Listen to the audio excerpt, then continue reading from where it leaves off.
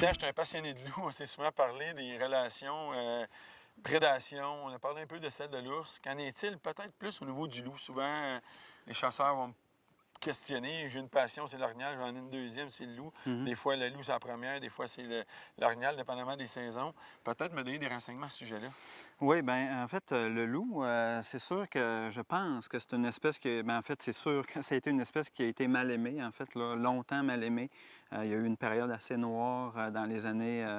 en fait, là, dans la deuxième moitié du 20e siècle, où le loup était vraiment une cible, c'était un ennemi Un à bon abattre. loup était un loup mort. Ça, exactement, tu m'enlèves les mots de la bouche.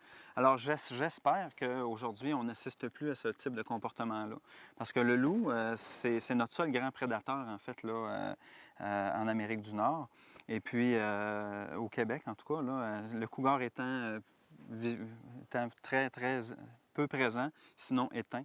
Alors, le loup, bien, il est très important. Puis, un exemple de ça, par exemple, c'est si on prend, par exemple, la Gaspésie, où on a absence de loup, mais on voit ce qui se passe avec l'orignal. C'est sûr que c'est une bonne nouvelle pour les chasseurs de savoir que les densités d'orignaux sont si élevées. Par contre, on voit qu'en surabondance, l'orignal va causer des dommages à son habitat. Il va surbrouter, il va tuer des tiges, la forêt. La régénération a de la difficulté à s'installer. Et puis, c'est sûr qu'à long terme, bien, les animaux vont perdre en conditions physiques. Même Les animaux phénomène qu'on observe à Anticosti. c'est ça, exactement. Donc, les animaux vont s'amaigrir, la reproduction va être affectée jusqu'à un certain point. Donc, notre loup, dans un système avec l'orignal, c'est son principal prédateur chez les adultes. On sait que l'ours noir peut prédater sur les faons. Par contre, le loup, lui, il se spécialise, il va aussi prédater les faons, mais c'est principalement un animal qui va s'attaquer aux adultes.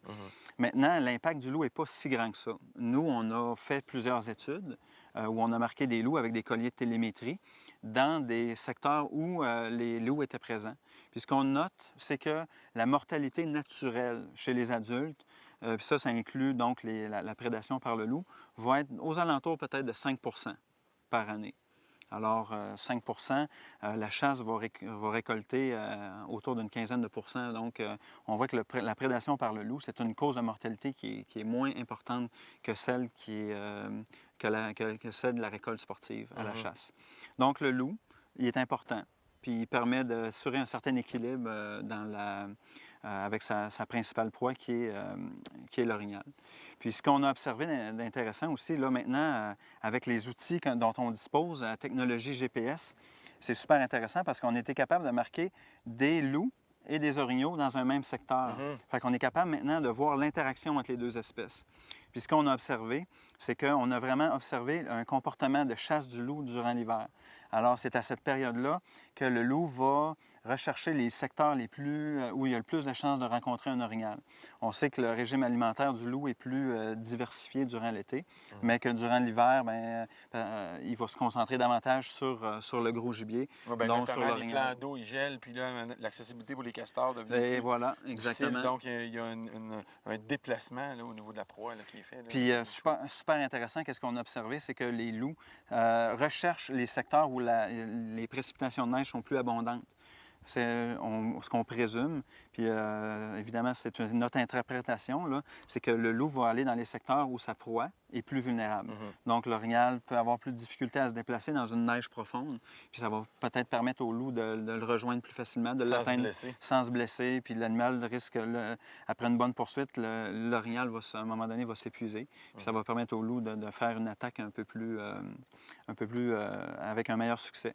Puis, ceci étant dit, tu serais peut-être étonné de savoir, toi tu le sais peut-être, mais que le taux de succès d'une meute de loups sur un orignal, sur 10. c'est exactement ça. Donc, donc l'espèce de grosse bête méchante, là, finalement, là, elle manque son coup plus souvent.